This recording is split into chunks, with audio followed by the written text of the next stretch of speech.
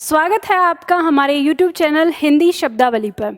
आज हम लोग यहाँ पर शब्दावली में टॉपिक लेकर आए हैं तत्सम तद्भव शब्द। इस टॉपिक से हमारे छात्रों को काफ़ी परेशानी होती है और उन्हें ऐसा लगता है कि वो तत्सम तद्भव याद नहीं कर पाते। तो मैं आज आप लोगों को यहाँ पे तत्सम तद्भव के बारे में कराने वाली हूँ। तो यहाँ पर हमने सबसे पहले हम बात करेंगे तत्सम तद्भव में आखिर अंतर क्या होता है। तो तत्सम और तद्भव ये शब्द इनके बारे में जानते हैं कैसे मिलकर बने हैं। अगर हम देखें तो सामान्यतः लोग कहते हैं कि जो शब्द संस्कृत भाषा के समान ही हिंदी में ज्यों के त्यों प्रयोग होते हैं उन्हें तत्सम शब्द कहते हैं। तो ये जो परिभाषा है आपकी, सही मायने में अगर मैं कहूँ तो ये गलत परिभाषा है। संस्कृत के शब्द ज्यों के त्यों किसी भाषा में प्रयोग होते हैं वो तत्सम नहीं कहलाते।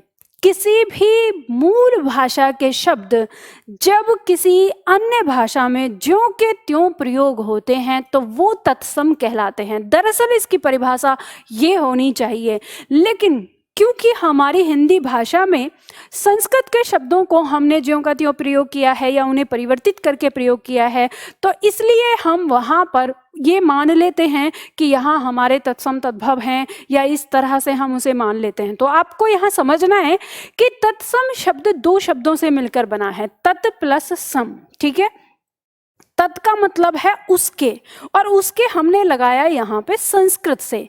दरअसल उसके का मतलब यहाँ पे उसकी मूल भाषा से है। ठीक है, किससे है? मूल भाषा से। लेकिन जब हम जानते हैं कि हिंदी भाषा में जो मूल भाषा है वो हमारी क्या है? संस्कृत है, जहाँ से हमने शब्द लिए हैं, तो इसीलिए आमतौर पर लोग संस्कृत को रख लेते हैं। ठीक है, अब सम मतलब जैसा, यानी उसी के समान। ठीक है, तो जो मूल भाषा के समान हैं शब्द तो वो क्या कहलाते हैं? तत्सम शब्द कहलाते हैं। जैसे अग्नि, संध्या, हस्त। ठीक है, तो अग्नि, संध्या, हस्त ये जैसे संस्कृत में प्रयोग होते हैं वैसे के वैसे ही हम इन्हें हिंदी भाषा में जब प्रयोग करते हैं तो वो इस समय क्या कहलाते हैं, यानी ये उस समय क्या कहलाते हैं? तत्सम शब्द कहलाते हैं। ठीक है, अब जब हम बात करते हैं तद्भव की तो हमें पता चलता है कि तद्भव शब्द भी हमारा दो शब्दों से मिलकर बना है, तत् प्लस भव। तत् का मतलब फिर से उसके मतलब हमने संस्कृत से लगा दिया, लेकिन इस उसके का मतलब क्या है? मूल भाषा से है। क्या मतलब है? मूल भाषा से। अब इसकी मूल भाषा क्या है? मूल भाषा है संस्कृत, तो इसलिए हम यहाँ पर मूल भाषा ना कह के केवल संस्कृत ही रख लेते हैं। तो जो शब्द मूल भाषा से बने हैं, भव माने बनना, और कैसे बनना? परिवर्तन से, धीरे धीरे परिवर्तित होकर बने हैं, वे शब्द हमारे कहलाते हैं तद्भव शब्द कहलाते हैं। ठीक है, तो हम यहाँ पर उदाहरण देखें, जैसे आग, जैसे शाम, जैसे हाथ। जैसे अग्नि से आग बना परिवर्तित होकर, जैसे संध्या से शाम बना परिवर्तित होकर, जैसे हस्त से हाथ बना परिवर्तित होकर, तो ये हमारे तद्भव शब्द कहलाए। तो इसी तरह से हमारे तत्सम और तद्भव शब्द की जो यहाँ पर जोड़ा आता है, जो हमसे पूछा जाता है, तो वो हम यहाँ पर देखते हैं। अब कुछ ट्रिक दी हुई है आपके तत्सम तद्भव को पहचानने की, तो ये ट्रिक तो मैं आप लोगों को यहाँ पर नहीं बता रही हूँ, क्योंकि ट्रिक अगर आपको जाननी है तो आप फिर किसी दिन हम इसकी ट्रिक को जानेंगे, लेकिन आज मैं आपको कुछ शब्द पढ़ाने वाली हूँ। सबसे पहले मैं आपको बताऊंगी कि ये जो पीडीएफ मेरे पास है सामने, आप ये सोच रहे होंगे कि ये पीडीएफ अगर हमें मिल जाए तो अच्छा होगा, तो मैं आपको बता देती हूँ कि ये जो आपके सामने पीडीएफ है ये कोई पीडीएफ नहीं है, ये आपकी बुक है। ये बुक आती है हमारी हिंदी शब्दावली की। ये बुक आपको कहीं पर भी मिल सकती है। ठीक है, इस बुक को मैंने बिल्कुल अलग किया है, एक छोटी सी पतली सी बुक है आपकी हिंदी से, क्योंकि आपकी हिंदी में लगभग 40% जो है वो शब्दावली ही होती है, जिसके अंदर आपके आते हैं वर्तनी शुद्धिकरण, पर्यायवाची, विलोम शब्द, अनेकार्थक शब्द, अनेक शब्दों के लिए एक शब्द, तत्सम तद्भव, देशज विदेशज, मुहावरे, लोकोक्तियां, समश्रुति, भिन्नार्थक शब्द आदि आदि, और भी बहुत सारे शब्द होते हैं। ठीक है, तो इन सबको एक जगह इकट्ठा किया है ताकि आप इस किताब से अलग पढ़ सकें। इसमें काफ़ी सारी चीज़ें मैंने अलग से दी हैं, तो उन्हीं इन्हीं शब्दों की व्याख्या आप लोगों की डिमांड पर मैं यहाँ देने वाली हूँ। तो ये बुक आप अपने पास मंगाएं और जब आप खाली समय में होते हैं तब आप वीडियो पर देख के इसे पढ़ सकते हैं। तो आज मैं आप लोगों को पढ़ाऊंगी यहाँ पर अभ्यास सेट 1 और अभ्यास सेट 1 का पहला सेट हम यहाँ पर पढ़ने वाले हैं। अब यहाँ पर आपको ध्यान देना है कि हम जो यहाँ शब्द पढ़ने जा रहे हैं इसमें आपकी सुविधा के लिए, जानने के लिए मैंने ये लिखा हुआ है कि यहाँ जो तत्सम है, जो तत्सम शब्द हैं, इनकी मूल भाषा संस्कृत है। अब संस्कृत शब्दों से धीरे धीरे परिवर्तित होके हमारे तद्भव बने हैं और ये तद्भव हमारी हिंदी भाषा में प्रयोग हो रहे हैं, यानी मानक हिंदी हमारी आ गई यहाँ पर। तो हमें पता चलता है कि ये जो शब्द हमारे सामने हैं ये तद्भव यानी तत्सम से तद्भव हुए हैं। एक चीज और मैं आप लोगों को बताना चाहती हूँ, जब आप मार्केट की तमाम अन्य किताबों को पढ़ते हैं तो आप वहाँ पाते हैं कि पहले नंबर पर आपको तद्भव शब्द दिए होते हैं और उनके बाद आपको संस्कृत शब्द दिए होते हैं। लेकिन जब हम पढ़ते हैं, जब हमें ये बात पता चलती है कि मूल भाषा जो है वो संस्कृत है और संस्कृत शब्दों से परिवर्तित होकर हमारे हिंदी शब्द यानी तद्भव शब्द बने हैं कुछ, तब हमारे दिमाग में ये बात फीड हो जाती है कि जो पहले था उस पहले से परिवर्तित होकर जो आज बना है, तो हमारा दिमाग वैसे काम करता है कि पहले क्या था और आज क्या है। लेकिन हमें जो किताबें दर्शाती हैं वो ये दर्शाती हैं कि आज ये है और पहले ये था। तो क्योंकि हम हमेशा क्रम से चलने की कोशिश करते हैं तो इस तरह से हमारे दिमाग में उलझन होती चली जाती है और उलझन के कारण हमारे छात्र अक्सर नहीं समझ पाते, क्योंकि दिमाग चलता है कि पहले संस्कृत फिर हिंदी और हम पढ़ने लगते हैं हिंदी और फिर उससे संस्कृत। तो मैंने आपकी इस समस्या का समाधान करते हुए अपनी इस बुक में इनको पलट कर लिख दिया है। यहाँ पर आपके सामने बिल्कुल सही शब्द कर दिया है कि पहले संस्कृत और संस्कृत से परिवर्तित होकर बने शब्द, ताकि आपका दिमाग सेट हो जाए और आप बहुत आसानी से सीख जाएं कि संस्कृत क्या है और हिंदी क्या है। ठीक है, तो यहाँ पर हम लेते हैं, जैसे हमारे सामने शब्द आ गया सूचिका शब्द है। सूचिका शब्द पहले संस्कृत में सूचिका शब्द कहा करते थे, धीरे धीरे परिवर्तित होकर क्या बन गई, सुई बन गई। फिर शब्द आता है हमारा धृष्ट। धृष्ट को हम पहले संस्कृत में धृष्ट बोलते थे, जिसका अर्थ एक तरह दुष्ट से है।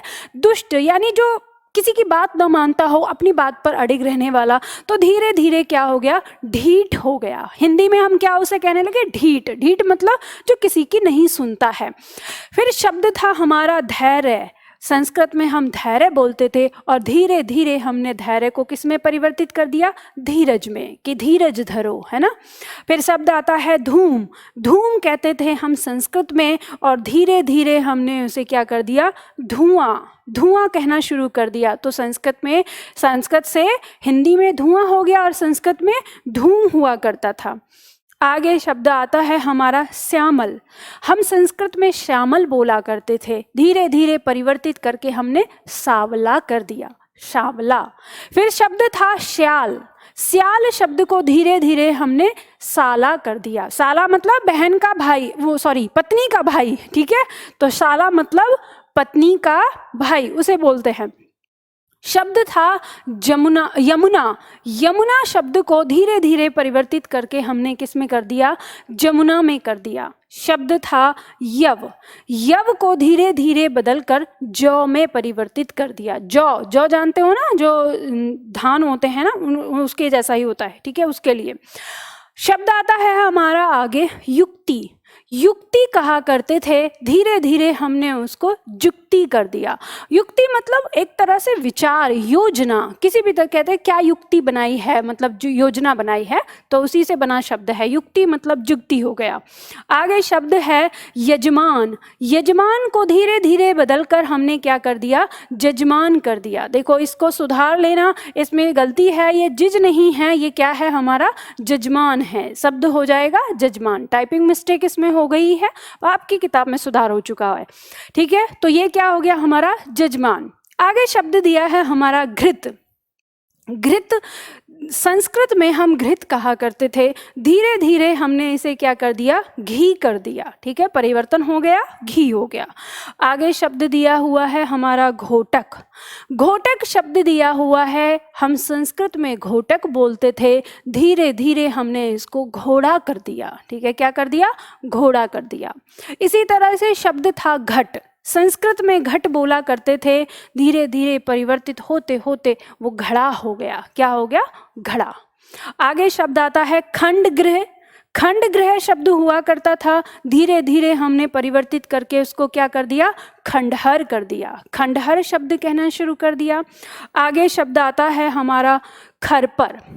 खरपर शब्द हम बोला करते थे, हमने धीरे धीरे परिवर्तित करके इसको खप्पर कहना शुरू कर दिया। क्या कहा, खप्पर। आगे शब्द आता है खरजूर। खरजूर बोला करते थे संस्कृत भाषा में, धीरे धीरे परिवर्तित करके क्या कर दिया, खुजली। ठीक है, अब ये खजूर नहीं है, कभी आप ये सोचो खजूर से, खरजूर से, ये खुजली है, खुजली के लिए। ठीक है, तो खरजूर कहा करते थे खुजली को, अब धीरे धीरे खुजली कहना शुरू कर दिया। फिर शब्द था खटवा। खटवा शब्द दिया है, खटवा को धीरे धीरे क्या कर दिया, खाट कर दिया। ठीक है, शब्द आता है आगे शीर। शीर कहा करते थे, धीरे धीरे परिवर्तित करके हमने इसे खीर कर दिया। ठीक है, खीर हो गया। आगे शब्द आता है हमारा क्षेत्र। क्षेत्र हो गया, क्षेत्र शब्द था, इस क्षेत्र शब्द को धीरे धीरे क्या कर दिया, खेत कर दिया। ठीक है, तो इसी तरह से मान लो अब क्षेत्री कहा करते थे तो उससे खेती हो गया शब्द, तो क्षेत्र से खेत बना, उसी से खेती बन गया। आगे शब्द आता है इक्षु।